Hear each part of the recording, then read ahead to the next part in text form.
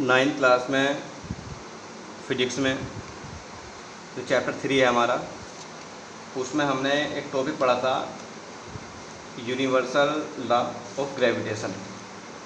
ठीक है, या कह सकते हैं चैप्टर की स्टार्टिंग हमने पढ़ी थी। अब ऐसे हमारे पास जो दूसरा टॉपिक आता है इसी में, वो आता है हमारे पास सेंट्रीपिटल फोर्स। ठीक है, दूसरा टॉपिक है बुक का सेंट्रीपिटल फोर्स। तो सेंट्रीपिटल फोर्स का मीन्स क्या होता है? अगर हमारे पास कोई भी एक बॉडी है जो हमारे पास सर्कुलर ट्रैक पर मोशन कर रही है, तो सर्कुलर ट्रैक में मोशन करने के लिए क्या कंडीशन है? ये आपका एक सर्कुलर ट्रैक है और एक बॉडी मोशन कर रही है। तो आप देखेंगे उस बॉडी की मोशन में कि जब वो बॉडी यहाँ, सपोज यहाँ है किसी टाइम पे, तो उसकी वेलोसिटी की डायरेक्शन यहाँ है। जब बॉडी कुछ टाइम बाद थोड़ा और आ गएगी तो वेलोसिटी की डायरेक्शन यहाँ रहेगी। मान लीजिए बॉडी यहाँ आ गई तो डायरेक्शन यहाँ आ गई वेलोसिटी की, बॉडी यहाँ गई तो वेलोसिटी की डायरेक्शन यहाँ आ गई, बॉडी यहाँ आई तो वेलोसिटी की डायरेक्शन यहाँ आ गई। तो आप ये देख रहे हैं कि वेलोसिटी की डायरेक्शन तो आपकी चेंज हो रही है। ठीक है, अगर कोई सर्कुलर ट्रैक है तो वेलोसिटी की डायरेक्शन क्या हो रही है? आपकी चेंज हो रही है। तो जब वेलोसिटी चेंज होती है टाइम के रेस्पेक्ट में, तो आपको पता है कि एक्सेलरेशन आता है, एक्सेलरेशन। और जब कहीं एक्सेलरेशन आता है तो वहाँ एक फोर्स आता है। ठीक है, तो ये देखा गया है कि यहाँ जो एक्सेलरेशन आ रहा है उसकी डायरेक्शन हमारे पास इनसाइड आती है, सेंटर की ओर, इनसाइड एक्सेलरेशन की डायरेक्शन। ठीक है, और फोर्स की डायरेक्शन भी इनसाइड आती है। ठीक, तो वो जो फोर्स है सेंटर की ओर, जो टुवर्ड्स द सेंटर है सर्किल के, उसको बोलते हैं हम सेंट्रीपिटल फोर्स। तो डेफिनेशन ये बन जाएगी कि अगर कोई हमारे पास पार्टिकल या बॉडी किसी सर्कुलर ट्रैक पर मोशन कर रही है, ठीक है, तो उसकी स्पीड तो कांस्टेंट होगी। स्पीड क्या है उसकी? कांस्टेंट होगी। स्पीड तो कांस्टेंट होगी, लेकिन वेलोसिटी की डायरेक्शन चेंज हो रही होगी। जो वेलोसिटी की डायरेक्शन है वो क्या होगी? वो चेंज होगी, डायरेक्शन चेंज हो रही है कंटिन्यूसली। तो वेलोसिटी जब चेंज होती है तो क्या आता है? एक्सेलरेशन आता है वहाँ पर एक, जिसकी डायरेक्शन होगी सेंटर की ओर। ठीक है, तो उसे बोलते हैं सेंट्रीपिटल एक्सेलरेशन। और ये जो फोर्स होता है इससे रिलेटेड, उसको बोलते हैं हम सेंट्रीपिटल फोर्स। ठीक है, जितनी भी सर्कुलर मोशन होंगी, सब सर्कुलर मोशन में इस सेंट्रीपिटल फोर्स की रिक्वायरमेंट होती है। अगर ये सेंट्रीपिटल फोर्स नहीं होने का है तो सर्कुलर मोशन भी नहीं होने की है। ठीक है, ये आपको याद रखना है। इसका डेरिवेशन तो आपका कोर्स में नहीं है, लेकिन फॉर्मूला आप याद कर लेंगे, mv²/r। ये होता है सेंट्रीपिटल फोर्स का फॉर्मूला, F = mv²/r। ठीक है, ये आपको याद रखना है। ठीक, तो जितना भी आपको, मान लीजिए आपने क्या हाथ में कोई स्ट्रिंग है, उससे आपने एक स्टोन बांध लिया, उसे आप घुमा रहे हैं, तो वो जो मोशन है कैसी मोशन होगी? Circular motion. तो वहाँ भी एक फोर्स होगा, सेंट्रीपिटल फोर्स। ठीक है, ये है। ऐसे ही हमारे पास जो क्रीम पार्टिकल होते हैं वो मिल्क से अगर दूर कर जाते हैं, एक सेंट्रीफ्यूगल मशीन आती है, तो वहाँ पर भी यही रोल है कि सेंट्रीपिटल फोर्स वर्क कर रहा है। कोई भी अगर हमारे पास साइकिल सवार है, कोई साइकिलिस्ट है, अगर किसी मोड़ से गुजर रहा है, तब भी उसे सेंट्रीपिटल फोर्स की रिक्वायरमेंट होगी। तो सेंट्रीपिटल फोर्स तो सर्कुलर मोशन में इम्पोर्टेंट है। तो ये होगा तभी सर्कुलर मोशन होगी, ये आपको याद रखना है।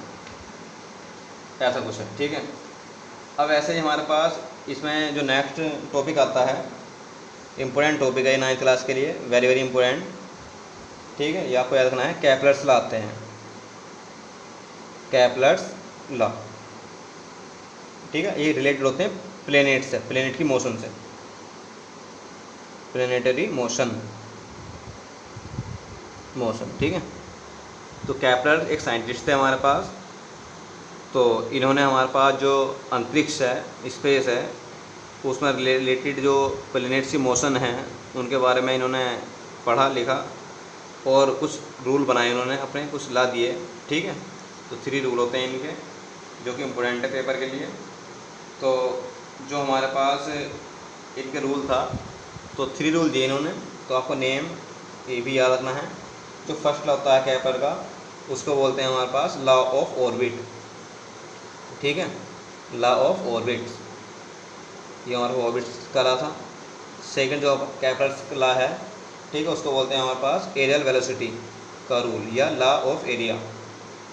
ठीक है, एरियाज ऐसे कह सकते हैं आप। और जो थर्ड रूल था हमारे पास केपलर का, वो था हमारे पास लॉ ऑफ टाइम पीरियड।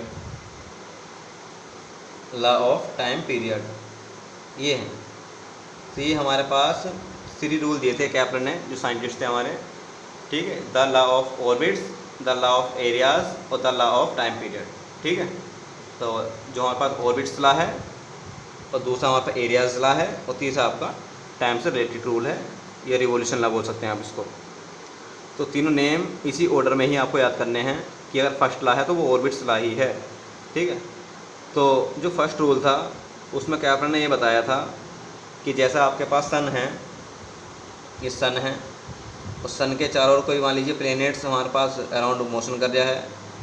मान लीजिए अर्थ मोशन करती है सन के चारों ओर, ये आपको पता है, और अर्थ भी एक प्लैनेट है, ठीक है।